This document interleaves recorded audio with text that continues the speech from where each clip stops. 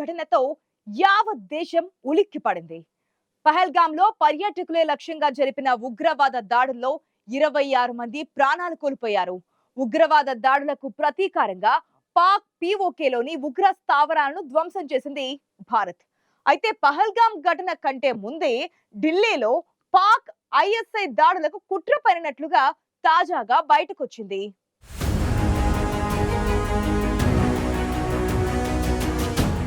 జమ్మూ కశ్మీర్లోని పెహల్గాం పర్యాటకులపై ఉగ్రదాడి ఘటన యావత్ దేశాన్ని దిగ్భ్రాంతికి గురిచేసింది. ఈ ఘటనకు పాకిస్తాన్ ఉగ్ర ముఠాలతో సంబంధం ఉన్నట్లు భావించిన భారత్ ఉగ్రవాదుల స్థావరాలను లక్ష్యంగా చేసుకుని ఆపరేషన్ సింధూర్ పేరిట దాడులు చేసింది. ఆపరేషన్ సింధూర్లో భాగంగా పాక్ పీఓకేలోని కీలక ఉగ్ర స్థావరాలపై భారత్ దాడులు చేసింది. వీటితో పాటు పాక్లోని 11 ఎయిర్ బేస్లపై భారత్ దాడులు చేయగా వాటిలో కొన్ని పూర్తిగా ధ్వంసమయ్యాయి. భారత్ దాడులను ఎదుర్కొనే సత్తా పాక్ లేకపోవడంతో ఆ దేశంలోని కీలక స్థావరాలు తీవ్రంగా దెబ్బతిన్నాయి. భారత్ ఆపరేషన్ సింధూర్ దెబ్బకు పాక్కు తీవ్ర నష్టం వాటిల్లింది.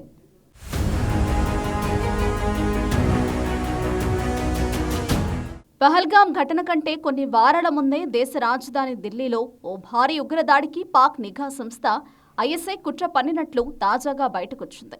నేపాల్ గూఢాచారితో ఐఎస్ఐ పన్నిన ఈ కుట్రను భారత నిఘా సంస్థలు సీక్రెట్ ఆపరేషన్తో భగ్నం చేశాయి. భారత సాయుధ దళాలకు సంబంధించిన రహస్యమైన పత్రాలు, కీలక ప్రదేశాల ఫోటోలను సేకరించడం కోసం పాక్ ఐఎస్ఐ తమ గూఢాచారిని నేపాల్ మీదుగా ఢిల్లీకి పంపించినట్లు ఈ ఏడాది జనవరిలో ఇంటెలిజెన్స్ ఏజెన్సీలకు సమాచారం వచ్చింది. అదే సమయంలో ఢిల్లీ పోలీసులకు కూడా ఓ పాకిస్తానీ ఏజెంట్ గురించి సమాచారం అందింది. దీంతో కేంద్ర సంస్థలతో కలిసి ఢిల్లీ పోలీసులు సీక్రెట్ ఆపరేషన్ ప్రారంభించారు. అయితే అప్పటికే నేపాల్ జాతీయుడైన ఆ గూఢాచారి అన్సారుల్ మియాన్ అన్సారీ ఢిల్లీకి చేరుకుని కొన్ని మిలిటరీ డాక్యుమెంట్లను సంపాదించాడు. ఈ క్రమంలోనే ఫిబ్రవరి 15న ఢిల్లీలోని హోటల్లో ఉండగా అన్సారీని పోలీసులు అరెస్టు చేశారు. నేపాల్ మీదుగా పాకిస్తాన్కు తిరిగి వెళ్లేందుకు అన్సారీ ప్రయత్నిస్తుండగా పోలీసులకు చిక్కాడు.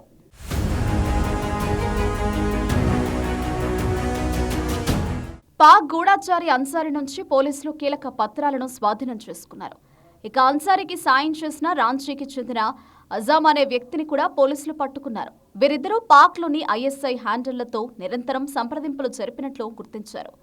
అనంతరం వీరిని తీహార్ జైలుకు తరలించి విచారించారు. ఈ విచారణలో ఐఎస్ఐ గూఢాచర్యం చేసే నెట్వర్క్ గురించి అన్సారీ కీలక విషయాలు వెల్లడించినట్లు తెలుస్తోంది. నేపాల్కు చెందిన అన్సారీ గతంలో క్యాబ్ డ్రైవర్గా పనిచేస్తుండగా ఐఎస్ఐకు చెందిన ఓ వ్యక్తితో పరిచయం ఏర్పడింది. అతడు అన్సారీని పాకిస్తాన్కు తీసుకెళ్లాడు. అక్కడ అన్సారీకి కొన్ని రోజుల పాటు శిక్షణ ఇచ్చి ఢిల్లీ పంపించినట్లు విచారణలో తేలింది. అనంతరం అజాంతో కలిసి మిలిటరీకి సంబంధించిన రహస్య సమాచారాన్ని సేకరించినట్లు అన్సారీ దర్యాప్తులో అంగీకరించినట్లు తెలుస్తోంది. దీనిపై మరింత లోతుగా విచారిస్తున్నట్లు ఢిల్లీ పోలీసు వర్గాలు వెల్లడించాయి. ఢిల్లీలో ఐఎస్ఐ సెల్ను పట్టుకోవడంతో భారీ ఉగ్రకుట్ర తప్పిందంటూ నిఘా వర్గాలు పేర్కొంటున్నాయి.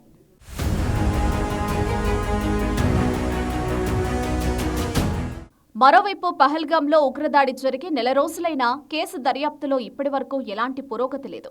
ఏప్రిల్ 22న పర్యాటక ప్రదేశం బైసరన్లో ముష్కరులు 25 మంది పర్యాటకులను ఓ స్థానికుడిని కాల్చి చంపారు. వారిని పట్టుకునేందుకు భద్రతా బలగాలు భారీ ఆపరేషన్ చేపట్టాయి.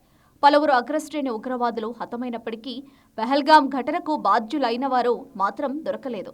ఈ కేసును దర్యాప్తు చేస్తున్న జాతీయ దర్యాప్తు సంస్థ ఘటనతో ప్రత్యక్షంగా లేదా పరోక్షంగా సంబంధమున్న వేల మంది అనుమానితులను ప్రశ్నించింది. వారిలో ఫుడ్ స్టాల్ యజమానులు, జిప్ లైన్ ఆపరేటర్లు, పోనీవాలాలు ఉన్నారు. వందల మందిని అదుపులోకి తీసుకోవడంతో పాటు దాదాపు 100 మందికి పైగా అనుమానితులపై ప్రజా భద్రతా చట్టం కింద కేసు నమోదు చేసి వేరువేరు జైళ్లలో నిర్బంధించారు. గతంలో ఉగ్రవాద సంస్థలతో సంబంధాలు ఉన్న యువకులను అదుపులోకి తీసుకున్నారు.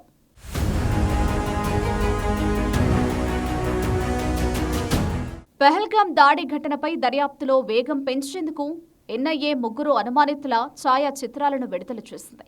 అందులో ఒకరిని అనంతనాగ్కు చెందిన ఆదిల్ హుస్సేన్ తోకర్గా గుర్తించారు. మిగతా 2 పాకిస్తాన్ పౌరులు కాగా ఆ ఇద్దరి పేర్లు అలీబాయ్ తాకా తలాబాయ్, హసీం మూసా ఆకా సులేమాన్ అని అధికారులు వెల్లడించారు. అనుమానితుల సమాచారం తెలిపిన వారికి అధికారులు 20 లక్షల రివార్డు ప్రకటించారు. వారి ఛాయా చిత్రాలను అనంతనాగ్లోని వేరువేరు ప్రాంతాల్లో అంటించారు. ఉగ్రవాదులు బైసరన్కు చేరుకున్న మార్గం తెలుసుకోవడానికి దాడి జరిగిన రోజు మొబైల్ డేటాను, పర్యాటకులు తీసిన దృశ్యాలను అధికారులు విశ్లేషించారు. అయినా ఆ ప్రయత్నాలేవీ ఫలించలేదు. ఇప్పటి వరకు ఎలాంటి పురోగతి లేదు. ఉగ్రదాడి ఘటనలో ఎంతమంది పాల్గొన్నది కూడా స్పష్టత లేదు.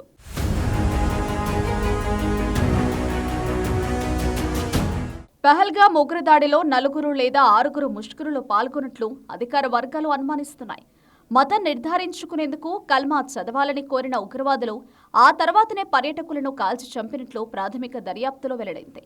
ఉగ్రదాడి అనంతరం నుంచి వారిని పట్టుకునేందుకు భద్రతా బలగాలు తీవ్రంగా గాలిస్తున్నాయి. పహల్గామ్ దాడి అనంతరం పరారైన ఉగ్ర మోకలను పట్టుకునేందుకు భద్రతా దళాలు అవిశ్రాంతంగా ఆపరేషన్ నిర్వహిస్తున్నాయి.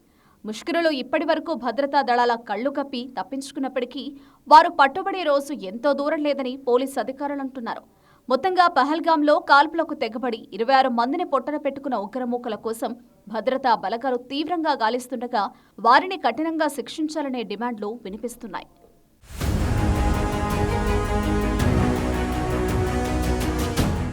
ఆపరేషన్ సింధూర్ లో కీలక ఉగ్ర స్థావరాలు ధ్వంసం కావడంతో పాటు పలువురు కీలక ఉగ్రవాదులు హతమైనప్పటికీ పహల్గామ్ దాడికి పాల్పడిన ఉగ్రవాదులు ఇంకా పట్టుబడలేదు.